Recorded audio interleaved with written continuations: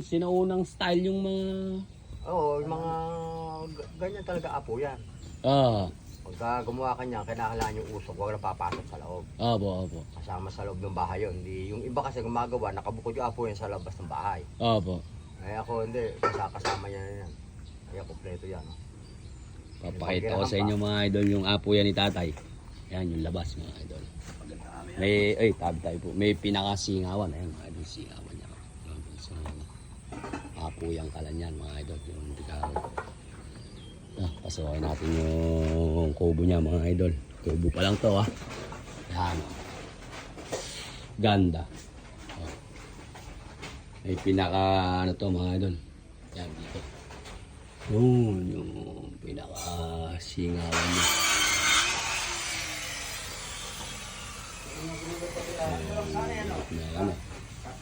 Tapos ito may lababo mga idol.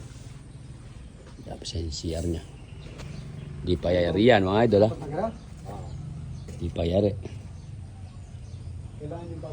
Bilib ako dito mga idol yung pagkakayas ng ano na kawayan ito mga idol. Meron pa siyang ano dito. Ganda. Hagdan mga idol. Ito hagdan. Ayan yung kasina niya. Wala man lang kalat-kalat yung kawayan mga idol. Ganda. Ito yung step niya mga idol. Di pa yari yan Slab mga idol. Tulugan lang po ito mga idol nung nag-aalaga ng baboy ni boss dito. Ni boss Lester Bernardo. Shoutout kay boss Lester. Yan ayos, slab yan mga idol. Slab. Ganda nung kahit pala ibon di makakapasok Pikit na pikit mga idol. Ganda. Siya din yung pagkabanat ng kubo ni tatay nito.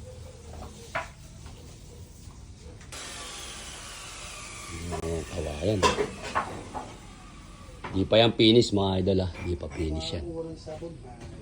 Di pa finish yan. Ganda ang kubo mga idol Napakalinis.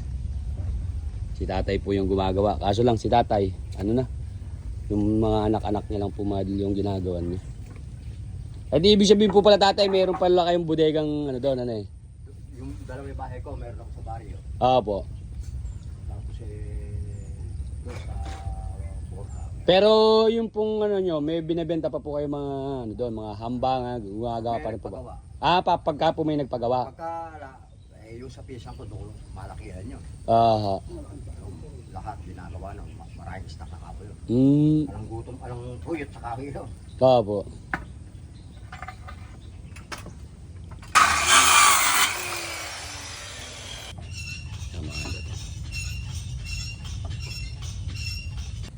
Ano pa rito sa... Tatay, ano naman po yung pinakailalim nito? Bodega. Bodega naman to mga lagay ng mga pagkain. Pagkain natin ng mga baboy. Yung pinaka bintana niya mga idol. Tingnan natin dito sa likod mga idol. Pinakalikod mga idol. Yan yung likod ng kusina niya. Kahit saan mo sipatin mga idol hindi pa yari yan. Lalo na siguro pagka yari na yan. Tapos yan yung farm niya mga idol. Mistiso lang yung alaga dyan ni Boss Lester. Tingnan mo naman yung bahay ng kanyang yung kanyang mag-aalaga mga idol. Ang nag-aalaga naman po niya dito mga idol, yung si Kuya Sunny.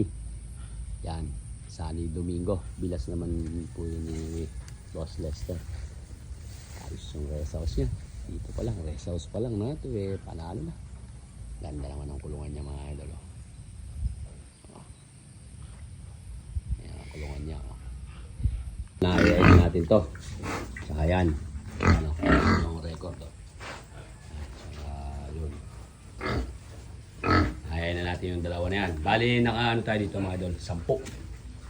Yan ito. Ayayin natin sabay-sabay mga idol. Yan, sabay-sabay. Yan, apat, 5, 6. Ayan. Sabay-sabay natin ayay. Sana pagka nanganakan to mga idol, madalaw din natin siya. Ayan o. Ay, isa. Ayan, kulungan niya o, ganda o. Bago lahat yan mga idol, bago. Umuusok na yung kala ni Kuyang o. Galing. Gilas yan eh. Tingnan nyo mga idol yung bubong niya o. Nakabagay dito sa kulungan niya o. Ayos yan eh. Kalinis. Sana mga idol magdire-diretso to. Sana pagbigyan tayo ng panahon. Yun lang naman mga idol, panahon lang. Dire-diretso. Tsaka napaganda ng place niya dito mga idol. Nasa siya, Manggaan. Yan, medyo malayo sa kabahayan. Pero ito mga idol, mistiso lang yan. Kaya di masyadong maamoy yan. Iba yung mistiso sa imported mga idol. Ibig sabihin po yung paggamit nyo na yan, may panapanahon pa? Panahon yan. Yung kawayan may panahon yan. Opo. Pula ko ng December yan. Opo. Pagka pumula ka ngayon ng kawayan, bubukbukon lang yon. Masisira yung gumawa. Kasing sayang yung trabaho. Hindi mo hindi binubukbok ko. Opo. Panahon nga, season. Kasi ang kawayan, tawag kami taga sa panahon. Opo. Ganon din sa kahoy, merong kahoy na namimili ng panahon. Opo. Ito, taga sa panahon yan, hindi masisira yung kabot-kabot. Yung kubo ko sa bahay, may kubo ko sa bahay. Opo. 20 years mahigit. Ang nasira lang yung tinatapsikan ng tubig na gano'n. Opo. Kawayan din ganyan. Ganyan. Kaya lang maliit. May terrace naman sa harap ang gano'n. Kaya yung kawayan na yan, ang sabi ko sa manugang ko, anak, wag lang yan na magpapasa lagi na sa tubig na natukuran. Paano po yung kumaanggihan tatay? Okay lang yun. Dahil may barnis na yan. Sandy sealer na yan. Naplayan ko na isang galon na inubos ko yan. Opo. Pinapahiran ko na sa anak ko yan. Tapos po to, babarnisan pa po yan? Babarnisan pa yan. Pagka nalagyan ng analog, titirahin ko na ng makilap-kilap na kot. Tsaka ko, hahabulin ko yung pare-pares na kulay. Itong pinto na ito, solid yung ginawa ko yan. Solid. Opo. Yung mga modelong pinto ngayon, titira ko dyan. Pero sa loob na yung mga plaster lang yun, mga plywood lang yun. Opo.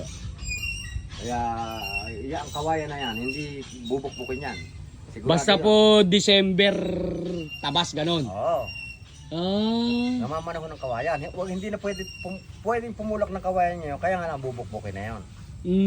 Diba, pumulak ka na ngayon, tagulan. Opo. Ang pulak lang ng kawayan, December, umpisa ka ng December, pwede na rin November, pero December dapat. Opo. December, January hanggang February ka lang. Opo. Pag tumunto ka na ng March, maaaring magsulululoy ka kawayan, hindi, wala na yung bubukbukin lang. Yun pala mga idol, iba talaga yung nung araw mga idol.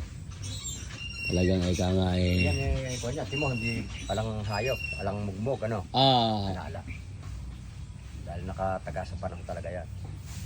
Ay, sila. Kaya yung nabibiling kubo sa iba, makakita kayo ng binubukbok, wala na yon.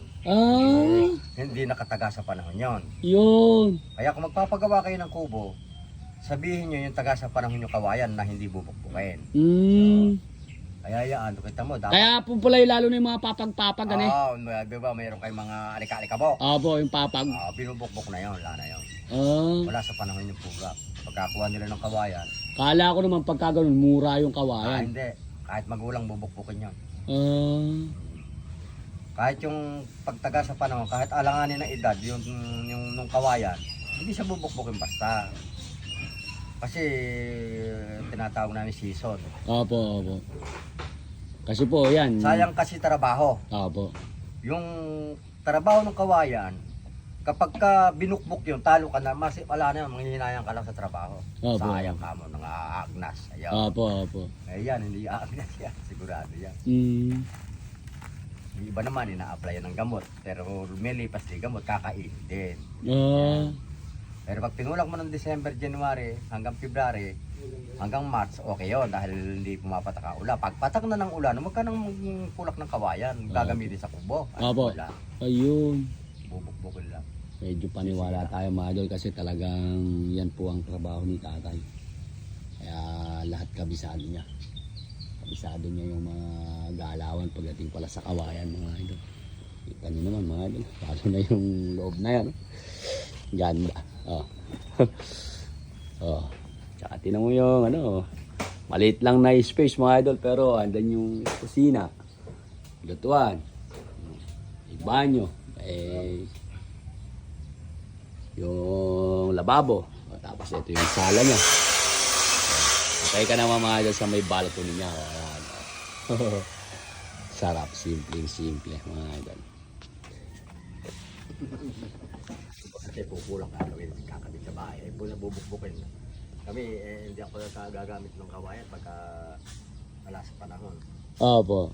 Ang dami namin pinulak niya nung manugang ko na yan. Ang dami niyan eh. Opo. Pinulak namin December. Sa December pumulak ka, sigurado. Hindi siya kakapitan ng bukbok. Yung ibang nabibili namin yung bukbok, makakita ka dyan na Maganda, makinis. bubog mo. Ah. Nasayang lang yung pera mo. Sayang na sayang. Kaya pala yung may nakita akong vlogger, kubo, binili niya. Yun, sinuli. Binukbok. Opo. Bubukbukin yun. Lalo na yung mga haligi kawayan. Opo. Yung napapasin naaagnas na pala yun. Opo. Pinili mo halimbawa ng 50,000. Ah. Pagtapos pala yung dinding palpak pala. Oo. Wala na. Ipare-repair mo yun. Gaano kaya mag-repair niya? Ah. Sayang na yung pera mo. Kaya kung bibili kayo ng kubo, tanungin nyo sa binila nyo kung yun kailan pinula. Yung kawayan po, ano eh. Papasin mo yun. Ah. Bubukbuking kawayan. Kinakayas mo pa lang yan. Marami ng langaw dyan na pupunta. Ang bubukbukin pong kawayan. Oo. Maraming langaw na makikita ron. Tsaka yung bukbuk na yun, naglipat-lipat na yun. Ah. Ay, ganyan yun ang sikreto ng kawayan. Ah. Hindi basta pimulak kapit mo sa bahay. Hindi. Opo. Hindi kami pumupulak. Ah. Basta December, ubusin mo na yung kawayanan mo. Okay. 2 elf yung... Kahit alanganin ng kulang, hindi bubukbukin yun. Opo. Ayos pala mga idol, nakakakuha tayo kay tatay ng diskarte. Kawayan yan. Sa kawayan mga idol. Tanga yun dol, lala si kuyang. Nag-palay. Ah, pala yan eh. Sideline.